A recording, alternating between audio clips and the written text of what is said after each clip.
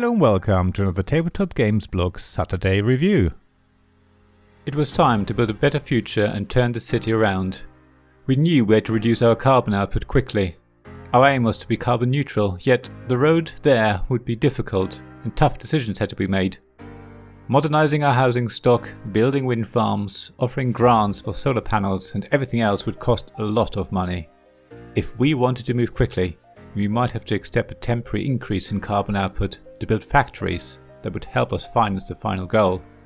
Or we could go slowly and use our existing funds to improve things gradually. We were not alone though. There were a number of others who wanted to become the first Carbon City Zero by possible.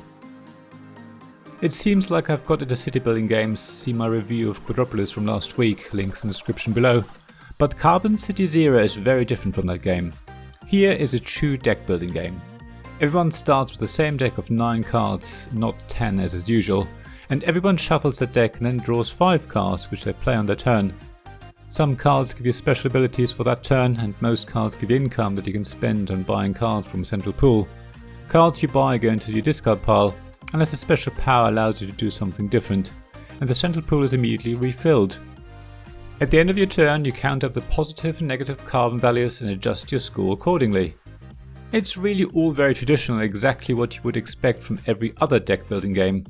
In fact, you can even have a unique ability by choosing one of the cities provided with the game, just like you might choose a faction in other deck builders. There are also cards that can affect the cost of new buildings or number of buildings available in the central pool, which is also something you see in some other deck builders. There's only one slight difference in Carbon City Zero that might confuse veteran deck builder players. Instead of life points or energy, everyone starts with a carbon level, which is fine, but rather than trying to increase your energy or maintaining it, in Carbon City you're trying to bring it down to, well, 0. So instead of attacking others to lower their energy, you're kind of attacking yourself, but it's a good thing.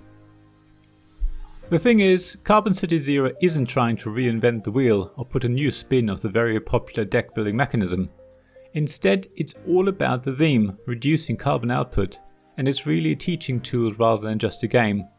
The booklet that comes with the game explains the different cards and puts it all into context, helping you understand why certain cards are beneficial in carbon terms. As you play, you do really have to think about your decisions and marry them up with your conscience. If you build a polluting factory, you do get more income, which allows you to build better carbon reducing buildings and therefore reduce your carbon output to 0 more quickly later on. But in the meantime, those factories fill the air with smoke and push the carbon output needle to the limit. Yet, if you don't build factories, but instead focus on purely investing in carbon reducing buildings, you might take longer to get there, because it takes you longer to get the funds to get those buildings that really make an impact on your city's carbon output. The game is a race. So you do want to be the first to reduce your city's carbon level to 0, but like with every deck builder, the dilemma is whether you increase your income quickly and take a hit in the short term, in the hope that you catch up and overtake everyone later in the game, or if you can build enough of a lead early on to get you over the finish line first. I think Carbon City Zero used the deck building mechanism to great effect. It's really easy to teach anyone and really easy to learn. The game doesn't take long to play, yet you do think about every choice you make and have to learn to live with the consequences. It might just be a card game, but you can really see how different strategies work differently.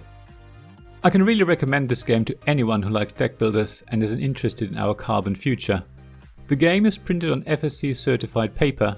All profits for the game will be used to make additional copies, which will be sent to schools and community organizations. And you can even buy a print and play version of the game to print yourself, or play it on Tabletopia. Thank you for listening to this Tabletop Games Blog Saturday Review podcast. Please check the description below for links mentioned in this episode, as well as to the written version of this article on the blog. If you enjoyed this episode, please subscribe, give us some stars or leave a review. Please also tell your friends about me, and if you want to offer financial support, check out my Patreon and Ko-fi pages, links to which you'll find in the blog at tabletopgamesblog.com. So thank you again for listening, and I hope to see you again soon. This podcast was made possible by the generous help of my Patreon supporters: Royal Patron Sean Newman, Castle Guard David Miller, Dice Masters Alex Bardi, Paul Grogan and James Naylor, and Shining Lights Robin Kay, Sarah Reed, Tim Vernick, and We're Not Wizards.